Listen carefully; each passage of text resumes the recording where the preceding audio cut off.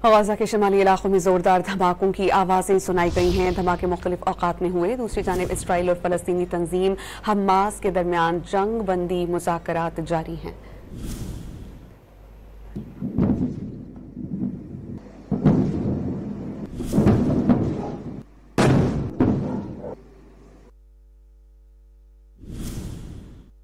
गजा के शमाली इलाकों में जोरदार धमाकों की आवाज़ें सुनाई गई हैं। धमाके मुख्तलिफ औकात में हुए। दूसरी जानिब इसराइल और फलस्तीनी तंजीम हमास के दरमियान जंग बंदी मुज़ाकरात जारी हैं। गजा के शमाली इलाकों में जोरदार धमाकों की आवाज़ें सुनाई गई हैं। धमाके मुख्तलिफ औकात में हुए। दूसरी जानिब इसराइल और फलस्तीनी तंजीम हमास के दरमियान जंग बंदी मुज़ाकरात जारी हैं। गजा के शमाली इलाकों में जोरदार धमाकों की आवाज़ें सुनाई गई हैं। धमाके मुख्तलिफ औकात में हुए। दूसरी जानिब इसराइल और फलस्तीनी तंजीम हमास के दरमियान जंग बंदी मुज़ाकरात जारी हैं। गजा के शमाली इलाकों में जोरदार धमाकों की आवाज़ें सुनाई गई हैं। धमाके मुख्तलिफ औकात में हुए। दूसरी जानिब इसराइल और फलस्तीनी तंजीम हमास के दरमियान जंग बंदी मुज़ाकरात जारी हैं।